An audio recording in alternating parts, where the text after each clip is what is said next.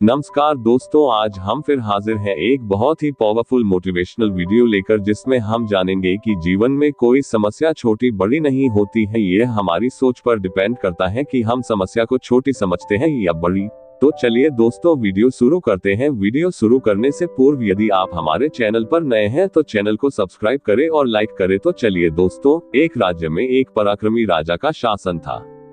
उसकी कोई संतान नहीं थी।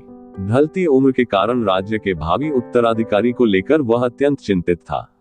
अनेक वैद्यों को दिखाने के बाद भी वह संतान सुख से वंचित ही रहा। अंततः उसने राज्य के ही किसी योग्य नवयुवक को राज्य की बागडोर सौंप देने का निश्चय किया।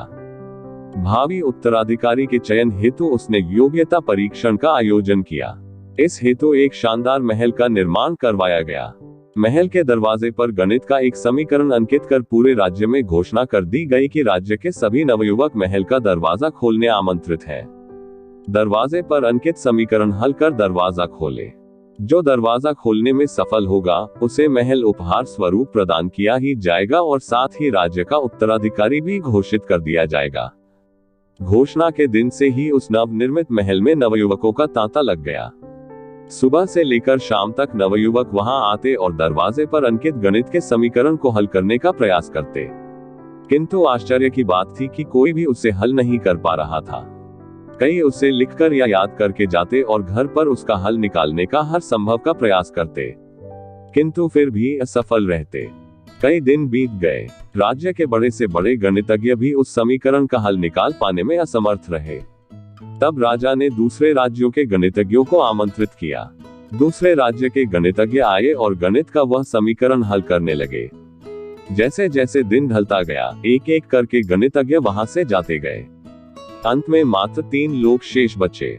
उनमें से 2 दूसरे राज्य के गणितज्ञ थे, किंतु तीसरा गांव का एक साधारण सा युवक था।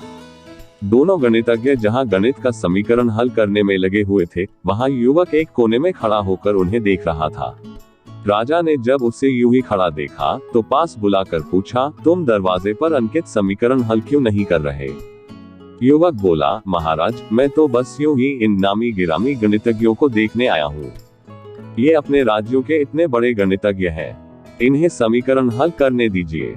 यदि इन्होंने हल निकाल लिया तो राज्य के उत्तराधिकारी बन जाएंगे। इससे बड़ी खुशी की बात और क्या होगी। यदि ये समीकरण हल नहीं कर पाए तब मैं कोशिश करके देखूंगा। इतना कहकर युवक एक कोने में बैठकर गणितज्ञों को देखने लगा।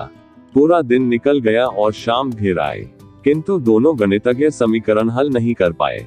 उनके मस्तिष्क में पूरे दिन मात्र एक ही प्रश्न घूम रहा था कि आखिर इस समीकरण में ऐसा भी क्या है, कैसे ये हल होगा, कैसे महल का ये दरवाजा खुलेगा।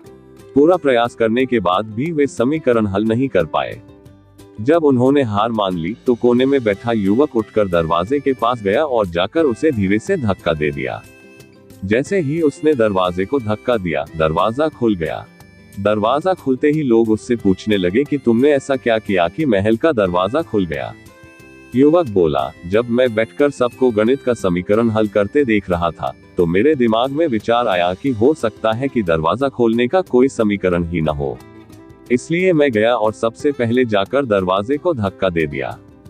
दरवाजा खुल गया। दरवाजे खोलने का कोई समीकरण था ही नहीं। उसका उत्तर वहां उपस्थित राजा ने भी सुना और बहुत प्रसन्न हुआ। उसने युवक को वह महल भी दिया गया और राज्य का भावी उत्तराधिकारी भी घोषित किया।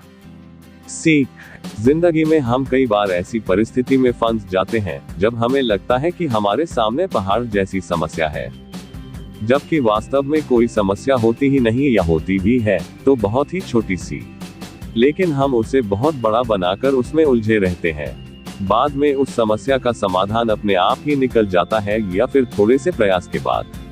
तब हमें एहसास होता है कि इतनी सी समस्या के लिए हमने कितना समय बर्बाद कर दिया।